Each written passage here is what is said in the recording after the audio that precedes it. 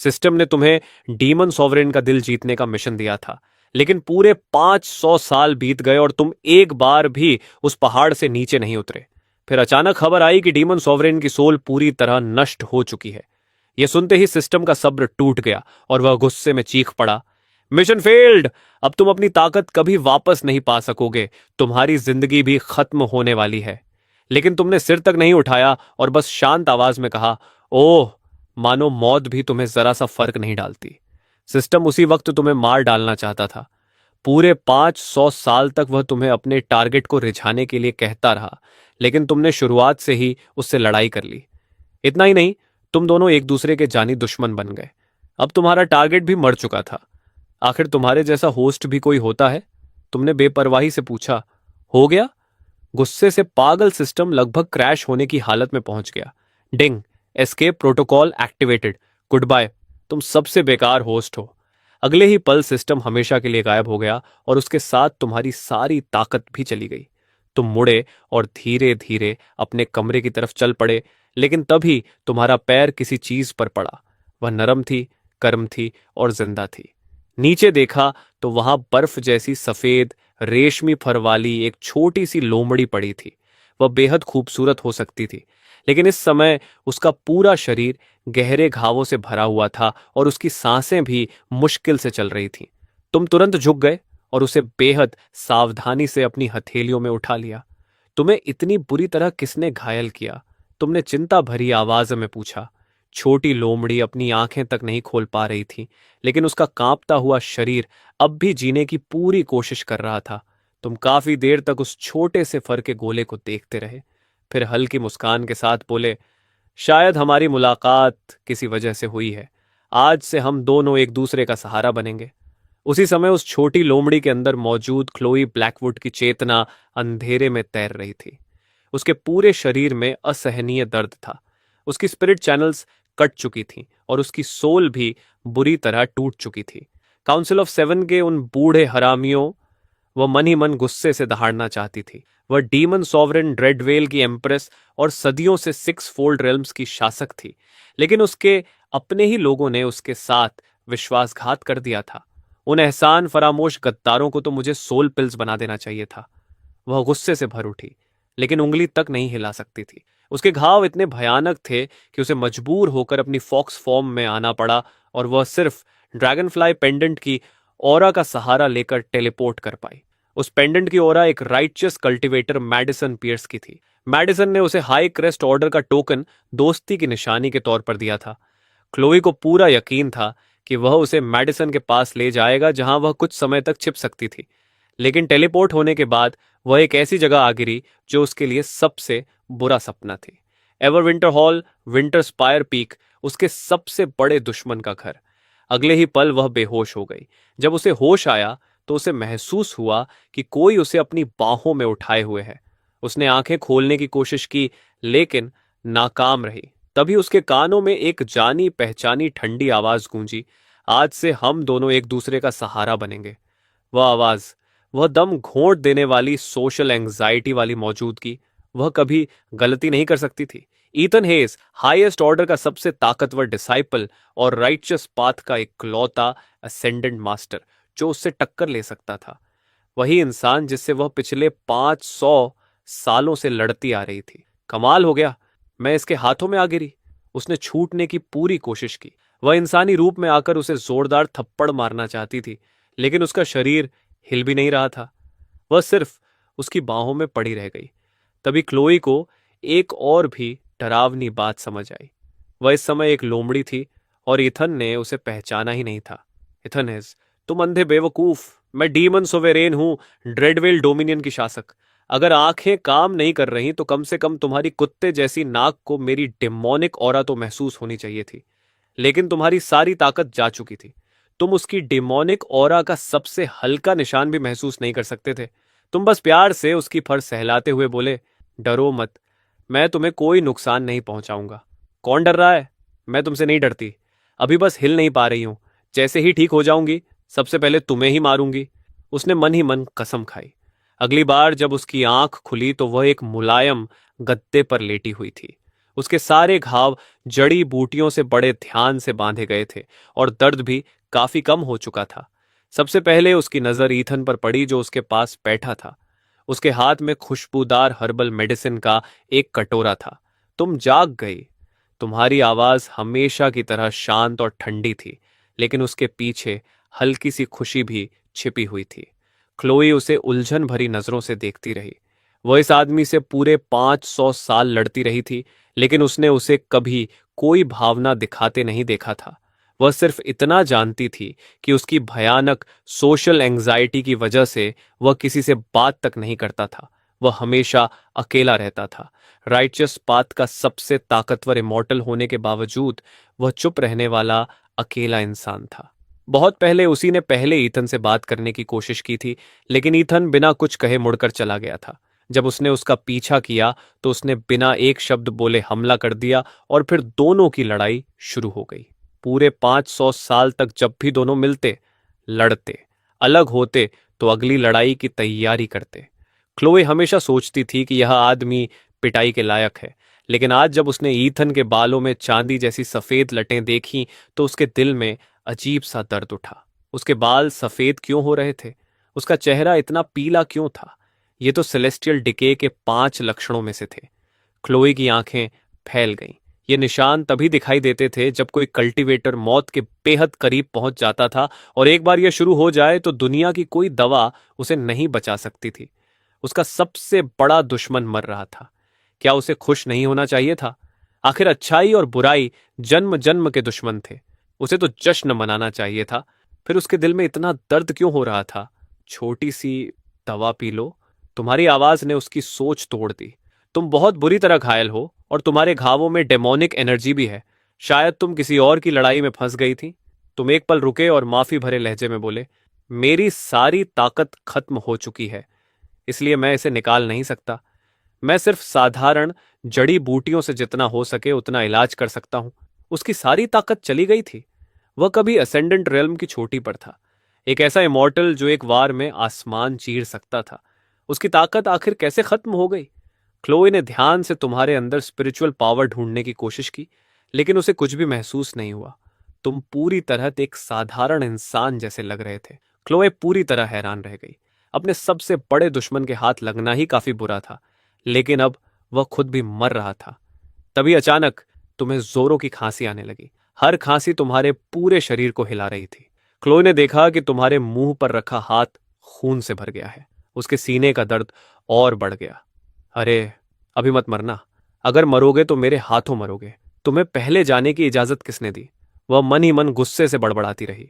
उसे खुद भी एहसास नहीं हुआ कि उसकी आंखों में चिंता साफ दिखाई दे रही थी। तुमने उसकी चमकती काली आंखों में देखते हुए मुस्कुराकर पूछा, छोटी सी, क्या तुम मेरी चिंता कर रही हो? कौन चिंता कर रहा है? मैं तो बस सोच रही हूं तुम्हें कैसे मारूं। उसने गुस्से वाला चेहरा बनाने की कोशिश की, लेकिन उसकी छोटी सी फॉक्स फेस पर वह डरावनी नहीं बल्कि बेहद प्यारी लग रही थी। जितना वह तड़पती उतनी ही क्यूट दिखाई देती। तुमने धीरे से उसे रोकते हुए कहा, ज्यादा मत हिलो, तुम्हारे घाव फिर से खुल जाएंगे। फिर प्यार से उसके सिर पर हाथ फेरते हुए बोले, गुड गर्ल, अब दवा पी लो। मैं डीमन सोवेरेन हूं और यह मुझे गुड गर्ल कह रहा है। उसका मन किया कि वह तुम्हें काट खाए, लेकिन तभी गर्म दवा उसके होंठों से लगी। इसे खत्म कर लो, फिर आराम करना। कुछ ही दिनों में तुम ठीक हो जाओगी। क्लोई ने कटोरे की तरफ देखा, फिर ईथन के पीले चेहरे की तरफ। आखिर उसने चुपचाप अपना मुंह खोलकर दवा पी ली। इसलिए नहीं कि उसने कहा था, बल्कि इसलिए क्योंकि उसे जल्दी ठीक होना था, ताकि उसमें ईथन को मारने की ताकत आ सके।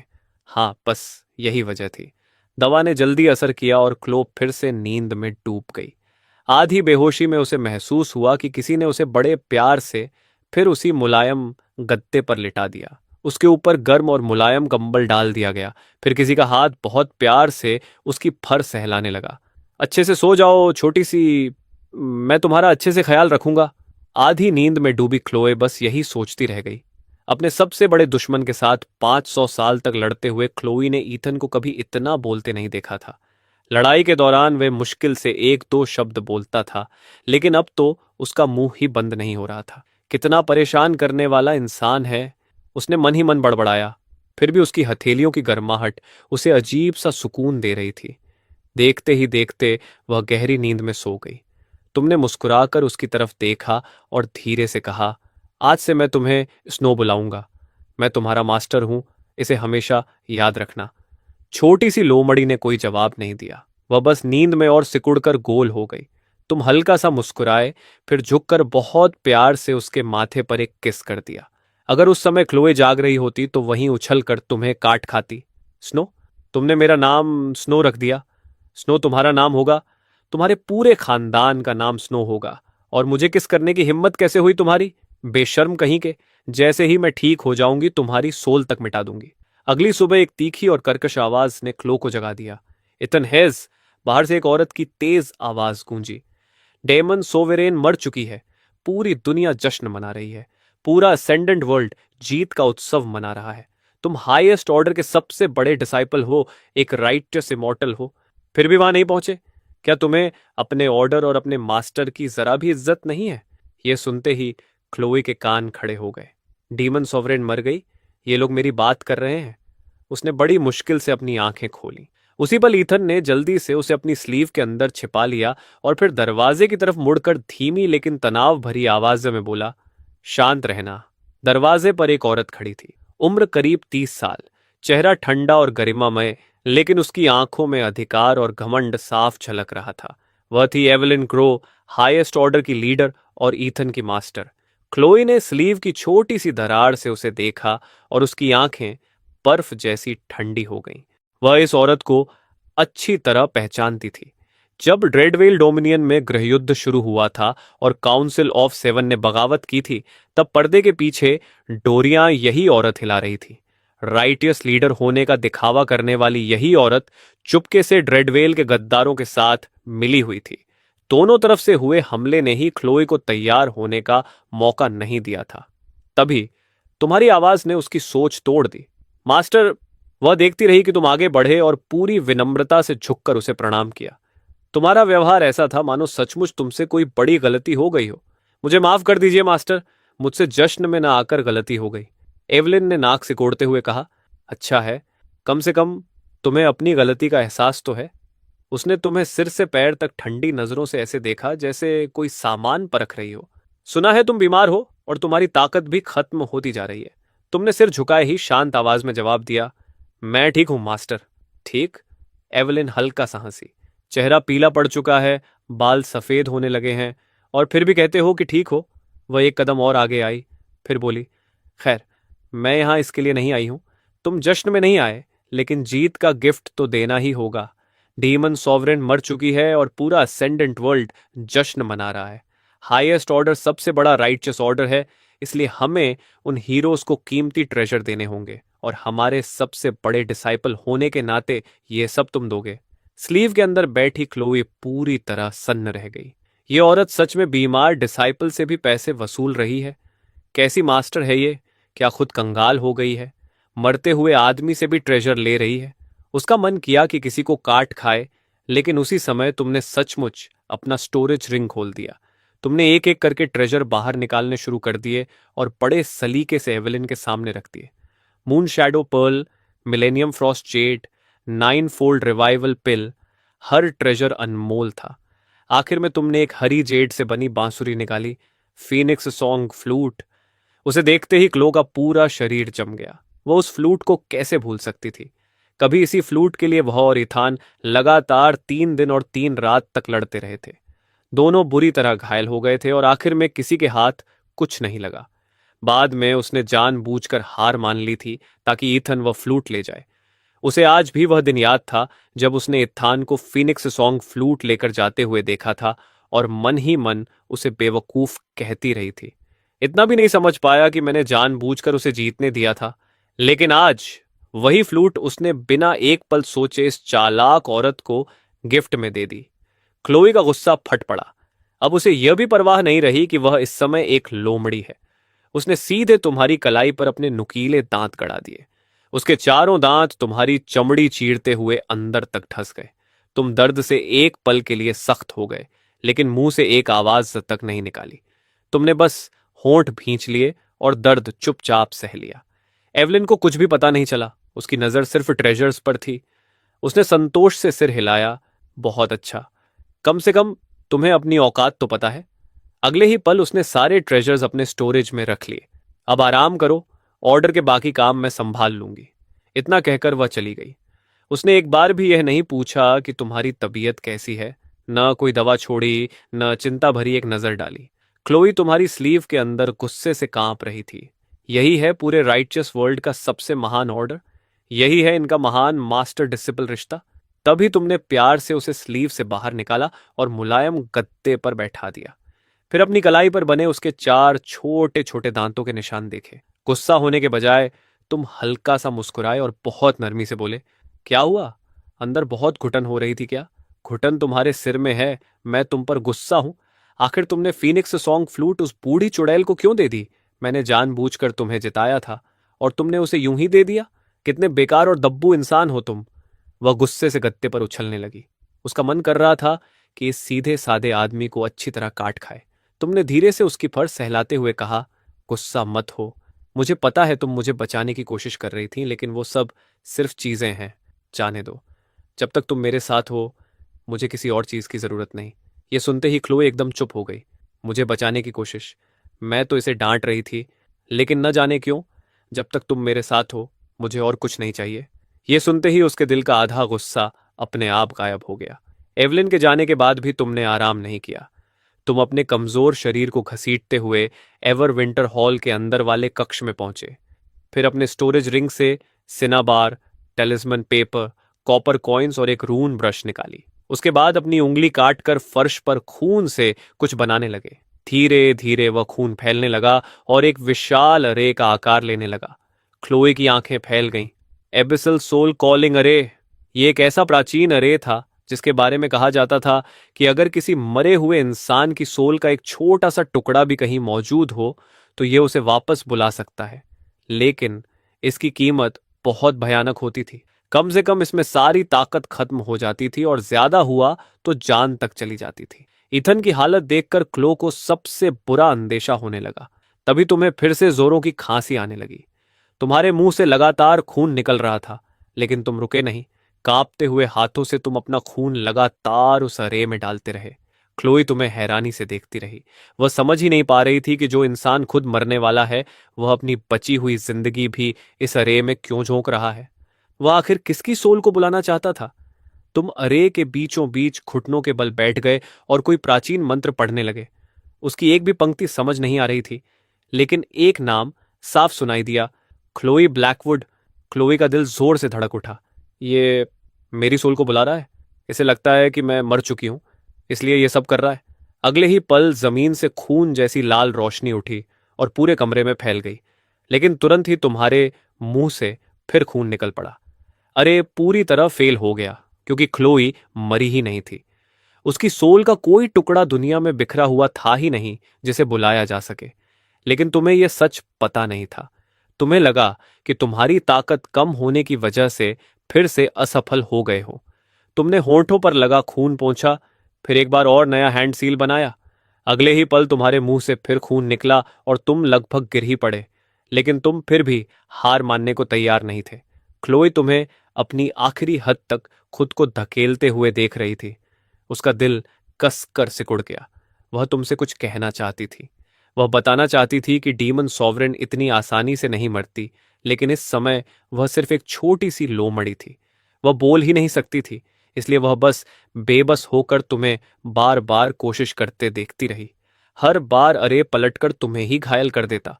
आखिरकार तुम जमीन पर गिर पड़े, लेकिन तुम्हारी आंखें अब भी खुली थीं। तुम उस खाली अरे को घूरते रहे। तुम्हारी आंखों में हार नहीं, बल्कि जिद और गर्व था। माफ करना, मैं बहुत कमजोर हूं। मैं तुम्हें बचा नहीं पाया। गद्दे पर लेटी क्लोई तुम्हें मौत से लड़ते हुए देख रही थी। उसके दिल के अंदर उठ रही वह अजीब सी भावना लगातार बढ़ती जा रही थी। उसमें दर्द था, कसक थी और एक अजीब सा अपराध बोध भी था। मैं आखिर क्यों अपराध बोध महसूस कर रही हूं?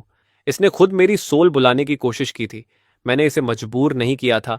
अगर यह मर जाए तो मुझे खुश होना चाहिए। फिर मेरे सीने में इतना दर्द क्यों हो रहा है? तुम काफी देर तक वहीं पड़े रहे। जब आखिर सांसें थोड़ी संभली तो बड़ी मुश्किल से उठकर खड़े हुए।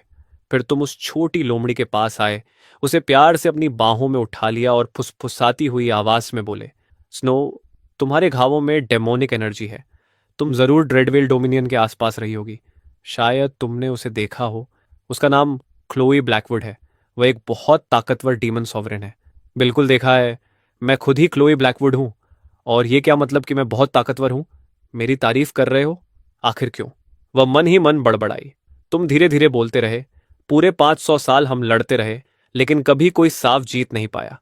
वह इकलौती इंसान थी जिसने सच में मुझसे बात करने की कोशिश की। क्लोई एकदम सन्न रह गई। मुझसे बात करने की कोशिश? मैं तो हर बार तुम पर चिल्लाती थी। तुम हल्का सा मुस्कुराए। हाँ, वह हर बार मुझ पर चिल्लाती थी, लेकिन मुझे पता था कि उसके मन में कोई बुराई नहीं थी। बस उसे अपनी भावनाएं जतानी नहीं आती थी। मुझे सब आता था। मैं सच में तुम पर चिल्लाना चाहती थी, समझे?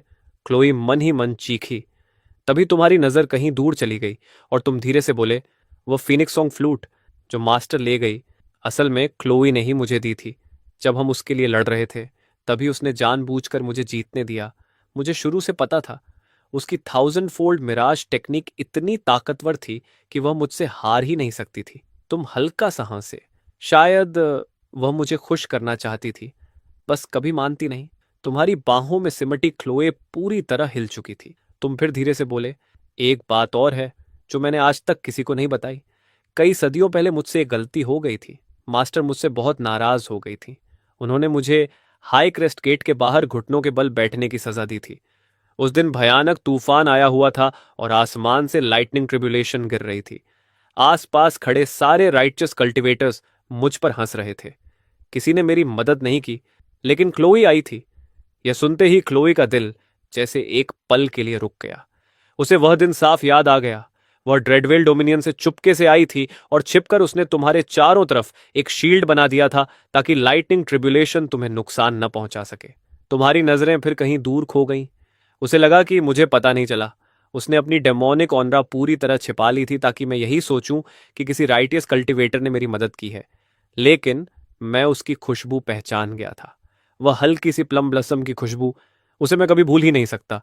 मैं हमेशा उसे थैंक यू कहना चाहता था, लेकिन जब भी हम मिले, हम लड़ पड़े। और मुझे लोगों से बात करनी आती ही नहीं, इसलिए मैं कभी कह नहीं पाया। तुमने अपनी बाहों में सिमटी लोमड़ी की तरफ देखा। तुम्हारी आंखों में सिर्फ नरमी और पछतावा था। अब शायद मुझे कभी मौका नहीं मिलेगा। क्लोई को लगा जैसे किसी ने उसके दिल पर जोर से चोट मारी हो। इसे शुरू से सब पता था। इसे हर बात पता थी। तुम प्यार से उसकी फर सहलाते हुए बोले, स्नो, तुम्हें क्या लगता है, क्या क्लो मुझसे इसलिए नफरत करती थी क्योंकि मैंने उसकी दयालुता ठुकरा दी? क्योंकि मैं उसे कभी थैंक यू नहीं कह पाया? क्लोई चुपचाप तुम्हें देखती रही। नफरत? मैं तुमसे नफरत कैसे कर सकती थी? मुझे तो बस समझ नहीं आता था कि तुम्हारा सामना कैसे करूं। लेकिन वह बोल नहीं सकती थी। तुमने लंबी सांस ली। छोड़ो, अब वह इस दुनिया में नहीं है। अगर वह सच में मुझसे नफरत करती थी, तो अब कभी बता भी नहीं पाएगी। तुमने बाहर चमकते चांद की तरफ देखा और बहुत शांत आवाज में कहा, स्नो, मेरे पास ज्यादा समय नहीं बचा है। जब मैं मर जाऊं, तब मेरा शरीर खा लेना और इंसानी रूप ले लेना। इसे एक दोस्त का आखिरी गिफ्ट समझना। यह सुनते ही क्लोई ने झटके से सिर उठाया। वह तुम्हें अपनी मौत की तैयारी करते देख रही थी। पहली बार उसके दिल में घबराहट भर गई। नहीं, ये नहीं मर सकता। इसने अभी तक मुझसे माफी नहीं मांगी। इसने ये भी नहीं बताया कि पहली बार मिलते ही मुझ पर हमला क्यों किया था। अभी नहीं, इसे अभी नहीं मरना चाहिए। उसका दिमाग पूरी तरह उलझ गया। उसे खुद समझ नहीं आ रहा था कि वह इतनी बेचैन क्यों हो रही है। उसे बस इतना पता था कि वह अपने सबसे बड़े दुश्मन को अभी मरते हुए नहीं देख सकती। कम से कम उससे पहले तो बिल्कुल नहीं। उसी रात तुम सोफे पर बैठे थे और सफेद लोमड़ी तुम्हारी बाहों में थी। तुम धीरे धीरे उससे बातें करने लगे। बहुत समय हो गया, मैंने किसी से इस तरह बात नहीं की।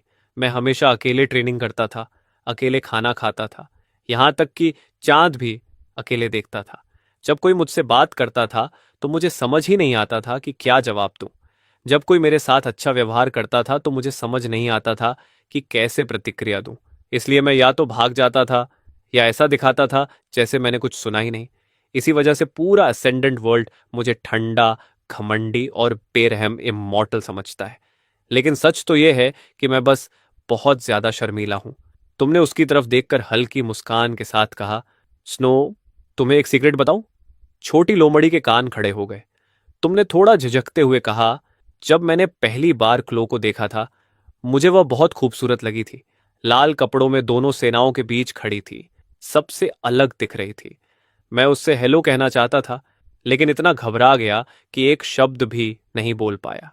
फिर वह खुद मेरे पास आ गई। उसने मेरा नाम पूछा और मेरा दिमाग पूरी तरह खाली हो गया। मुझे समझ ही नहीं आया कि क्या कहूं, इसलिए तुम्हारी आवाज़ और भी धीमी हो गई। मैं बस मुड़कर भाग गया।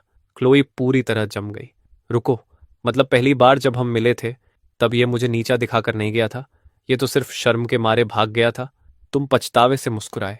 फिर वह मेरा पीछा करने लगी। मैं और भी ज्यादा घबरा गया।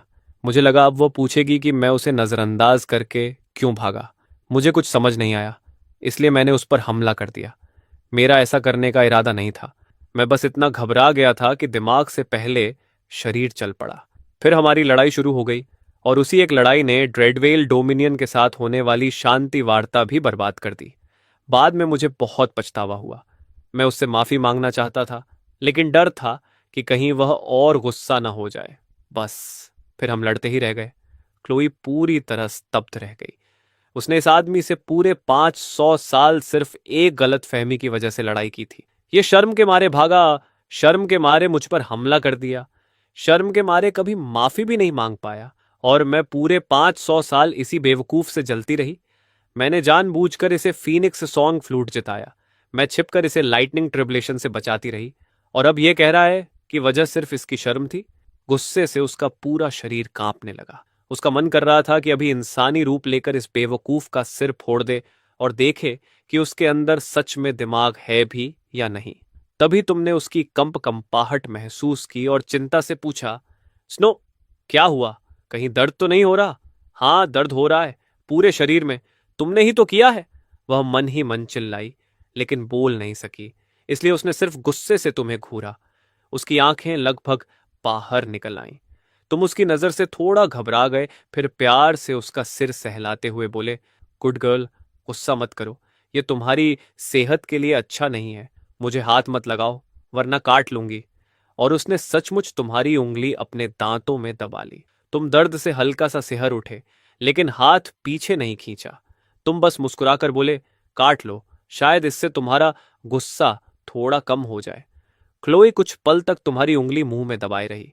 यह बेवकूफ इतना परेशान करने वाला क्यों है? इसे लोगों से बात करनी नहीं आती, ये कुछ समझता भी नहीं, फिर भी इसकी हर बात मेरे दिल को क्यों छू जाती है? आखिर उसने धीरे से तुम्हारी उंगली छोड़ दी। तुमने अपनी उंगली पर बने दांतों के निशानों को देखकर मुस्कुराते हुए पूछा, अब थोड़ा अच्छा महसूस हो रहा है? क्लोई ने तुरंत मुंह दूसरी तरफ घुमा लिया और जानबूझकर तुम्हें नजरअंदाज करने लगी। मैं अब भी तुमसे गुस्सा हूं, बस अभी तुमसे झगड़ने का मन नहीं है। तुमने अपने कपड़ों के अंदर से एक जेड पेंडेंट निकाला। उस पर साथ साथ उड़ते हुए दो ट्विन विंग बर्ड्स उकेरे गए थे। तुम मुस्कुराकर बोले, देखो स्नो, इसे मैंने खुद अपने हाथों से बनाया था। उसे देखते ही क्लोए की आंखें फैल गईं। कई साल पहले जब वह ईथन से लड़ रही थी, तब उसने उसकी कमर पर लटका हुआ एक पेंडांट देखा था। उस पर भी यही ट्विन विंग बर्ड्स बने हुए थे। नक्काशी बिल्कुल परफेक्ट नहीं थी, लेकिन साफ दिखाई देता था कि उसे बहुत प्यार से बनाया गया था। तब क्लोई ने यही सोचा था कि किसी लड़की ने प्यार की निशानी के तौर पर यह पेंडेंट ईथन को दिया होगा। आखिर पूरे असेंडेंट वर्ल्ड में अनगिनत औरतें उसे चाहती थीं। उस पेंडेंट को देखकर उसके अंदर इतना गुस्सा भर गया था कि लड़ाई के दौरान उसने जानबूझकर अपनी तलवार से उसे तोड़ दिया था। उस समय उसे अजीब सा सुकून मिला था। आज भी उसे वह पल याद था। पेंडेंट टूटने के बाद ईथन काफी देर तक वहीं खड़ा रह गया था। फिर उसने चुपचाप सिर झुकाया, टूटे हुए टुकड़ों को उठाया और बिना कुछ कहे वहां से चला गया। उसके बाद क्लोई ने कभी उसके पास कोई दूसरा पेंडेंट नहीं देखा।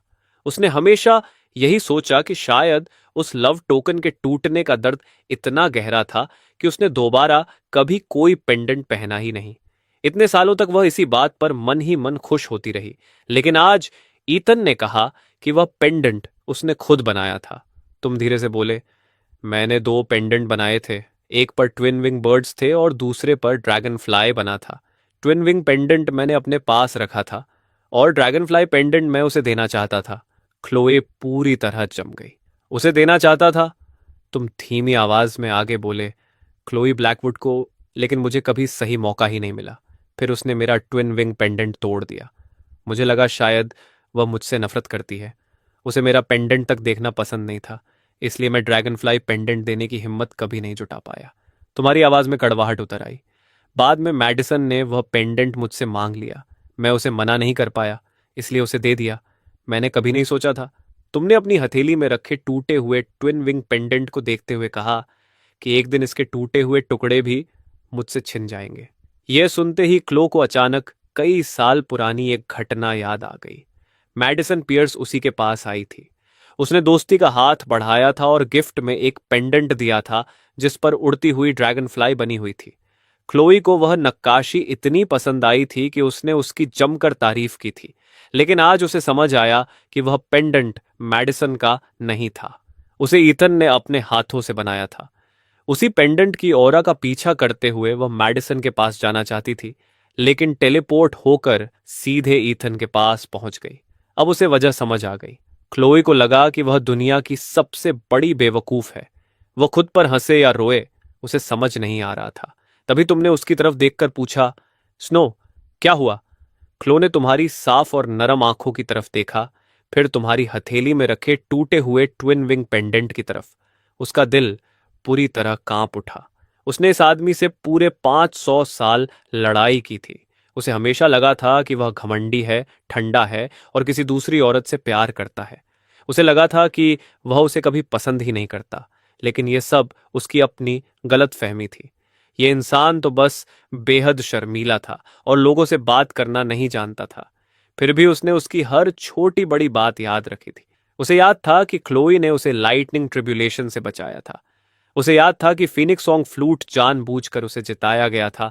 उसे उसके हर ताने तक याद थे, यहां तक कि उसने उसके लिए अपने हाथों से पेंडेंट भी बनाया था। छोटी सी लोमड़ी उसकी बाहों में चुपचाप पड़ी रही। उसका मन कर रहा था कि वह फूट फूट कर रो पड़े, किसी को जोर से पीटे और पिछले 500 सालों का सारा दर्द बाहर निकाल दे, लेकिन वह कुछ भी नहीं कर सकती थी। वह सिर्फ उस बेवकूफ इंसान की बातें सुन सकती थी जो बैठा बैठा अपनी ही मौत की तैयारी कर रहा था। तुमने धीरे से कहा, सुनो, मेरे पास अब ज्यादा समय नहीं बचा है। मैं तुमसे एक बात कहना चाहता हूं, अगर तुम तैयार हो। तुमने अपनी हथेली उसकी तरफ बढ़ाई। अपना पंजा मेरी हथेली पर रख दो। मैं अपना शरीर तुम्हारे लिए छोड़ जाऊंगा। मेरे मरने के बाद उसे अब्सॉर्ब करके इंसानी रूप ले लेना। इसे एक दोस्त का आखिरी गिफ्ट समझना।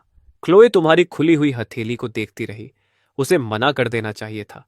आखिर डीमन सॉवरेन किसी राइचियस कल्टीवेटर की दया कैसे स्वीकार कर सकती थी? लेकिन तभी उसका पंजा अपने आप उठ गया। उसने उसे हिलाया भी नहीं था।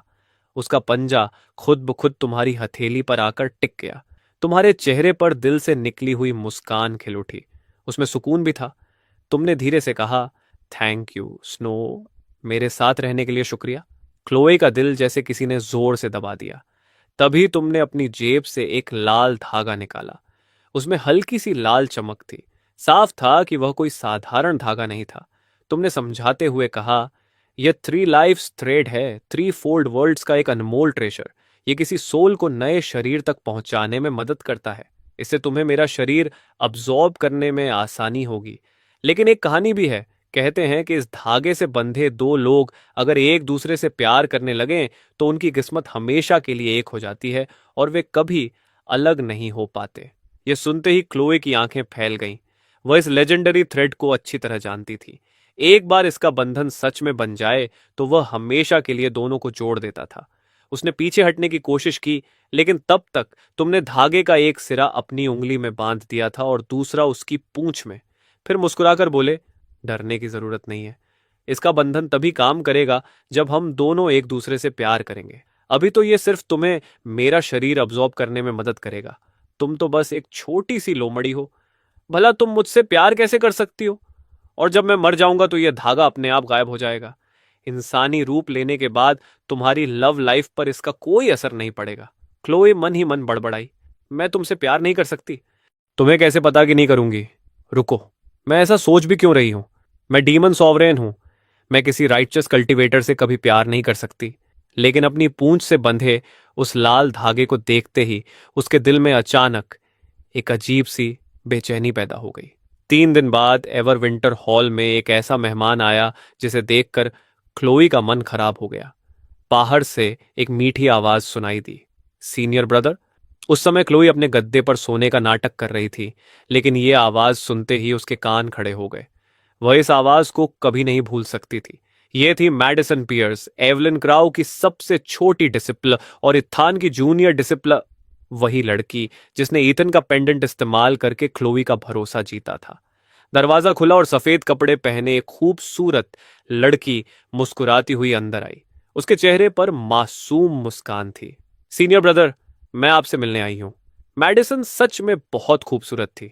उसकी मुड़ी हुई भौहें, बड़ी बादाम जैसी आंखें, गुलाबी होंठ और चमकते दांत, सब कुछ उसे बेहद प्यारा बनाते थे। लेकिन क्लोई ने उसकी आंखों में छिपी चालाकी उसी पल पहचान ली। वह नजर उसे बहुत अच्छी तरह याद थी। पहली बार जब मैडिसन उसके पास आई थी, तब भी उसके चेहरे पर यही मासूमियत थी। वह उसे सिस्टर क्लो कहकर बुलाती थी और उसी दौरान धीरे धीरे उसके ट्रेजर्स भी गायब करती रहती थी। तब क्लो इतनी बेवकूफ थी कि उसे सच में क्यूट समझती थी। अब उसे अपना ही चेहरा थप्पड़ मारने का मन कर रहा था। तभी मैडिसन की नजर मेज पर रखे मून शेडो पर्ल पर पड़ी और उसकी आंखें चमक उठी। सीनियर ब्रदर, ये मून शेडो पर्ल कितना खूबसूरत है, मुझे बहुत पसंद आया। क्या मैं इसे ले सकती हूँ? तुमने उसकी तरफ देखा, एक पल रुके और फिर सिर हिलाकर बोले, ले जाओ। मैडिसन खुशी खुशी पर्ल अपनी स्लीव में रख लिया। फिर उसकी नजरें पूरे कमरे में घूमने लगीं। अरे, ये वाला भी कितना सुंदर है, और ये भी। सीनियर ब्रदर, यहां तो सब कुछ कितना खूबसूरत है। वह किसी ट्रेजर वॉल्ट में घुसे चूहे की तरह हर चीज उठाकर देखने लगी। जो भी कीमती चीज उसे पसंद आती, वह मासूम चेहरा बनाकर कहती कि उसे बहुत अच्छी लगी, और अगले ही पल उसे अपनी स्लीव में छिपा लेती। गद्दे पर पड़ी क्लो गुस्से से कांप रही थी। उसने अपनी पूरी जिंदगी में इतनी बेशर्म लड़की नहीं देखी थी। लेकिन ईथन चुपचाप सब देखता रहा। उसने मैडिसन को बिना रोके पूरे कमरे की हर चीज उलट पुलट करने दी। क्लोई का मन कर रहा था कि अभी उसी नकली सांप को काट काट कर खत्म कर दे, लेकिन इस समय वह सिर्फ एक छोटी सी लोमड़ी थी और मुश्किल से हिल भी पा रही थी। मैडिसन जितना लूट सकती थी, सब समेटने के बाद आखिर उसकी नजर उस सफेद लोमड़ी पर पड़ी। अरे सीनियर ब्रदर, आपके पास ये फॉक्स कब से है? वह झुककर क्लोई को ध्यान से देखने लगी। कितनी क्यूट है, जरा इसे प्यार कर लूं। इतना कहकर उसने अपना हाथ बढ़ाया ताकि उसकी फर सहला सके। क्लोए का गुस्सा उसी पल भड़क उठा। मेरे ऊपर हाथ रखकर तो देख। उसने बिना एक पल घुमाए मैडिसन की कलाई में अपने नुकीले दांत गड़ा दिए। आह! मैडिसन दर्द से चीख पड़ी और झटके से अपना हाथ पीछे खींच लिया। उसकी कलाई पर दांतों के 2 गहरे निशान बन गए थे और उनमें से खून टपकने लगा। तू छोटी सी जंगली जानवर! पल भर में मैडिसन का मासूम और प्यारा चेहरा गायब हो गया। उसकी जगह गुस्से और जहर से भरा चेहरा दिखाई देने लगा। मेरी हिम्मत कैसे हुई मुझे काटने की? उसने हाथ उठाया और उसकी हथेली में स्पिरिचुअल पावर इकट्ठी होने लगी। वह क्लोई पर वार करने ही वाली थी कि तभी तुम्हारी ठंडी आवाज पूरे कमरे में गूंज उठी। रुको! तुम दोनों के बीच आकर खड़े हो गए। ये मेरी स्पिरिट पेट है। तुम्हारी आवाज शांत थी, लेकिन उसमें ऐसा अधिकार था जिसे कोई नजरअंदाज नहीं कर सकता था। मैडिसन कुछ पल के लिए रुक गई। सीनियर ब्रदर, इसने मुझे घायल किया है। मेरा हाथ देखिए। उसने अपनी कलाई तुम्हारी तरफ बढ़ाई और बेचारी बनने लगी। यह आपकी स्पिरिट पेट हो सकती है, लेकिन इसने किसी को चोट पहुंचाई है। आपको मुझे इसका जवाब देना होगा। तुमने उसकी कलाई की तरफ देखा और शांत स्वर में बोले, घाव बहुत हल्का है। स्नो ने जानबूझकर जोर से नहीं काटा। मैं तुम्हें इसकी भरपाई कर दूंगा। इतना कहकर तुमने एक बिल्कुल साफ और चमकता हुआ मिलेनियम फ्रॉस्ट जेट बाहर निकाला। इतनी सी खरोंच के लिए यह काफी है। मिलेनियम फ्रॉस्ट जेट देखते ही मैडिसन की आंखें चमक उठीं। यह ऐसा ट्रेजर था जो किसी कल्टीवेटर को असेंडेंट रेल्म तक पहुंचने में मदद कर सकता था। पूरे असेंडेंट वर्ल्ड में यह बेहद दुर्लभ माना जाता था। उसने तुरंत जेड छीन लिया और अपनी स्लीव में छिपा लिया। कम से कम आपको समझ तो है कि क्या करना चाहिए, उसने घमंड से नाक सिकोड़ते हुए कहा और बाहर जाने लगी। लेकिन दरवाजे पर रुककर उसके होंठों पर एक जहरीली मुस्कान फैल गई। और हां, सीनियर ब्रदर, मुझे यह फॉक्स बिल्कुल पसंद नहीं है। अगर इसने दोबारा मुझे काटा तो मैं मास्टर से कहकर इसे मरवा दूंगी। इतना कहकर वह अपनी स्लीव झटकती हुई बाहर चली गई। गद्दे पर बैठी क्लोई गुस्से से कांपने लगी। छोटी चुड़ैल, जरा कोशिश करके तो देख, मैं यहीं तुम्हारा इंतजार करूंगी, तुम्हें काट काट कर मार डालूंगी।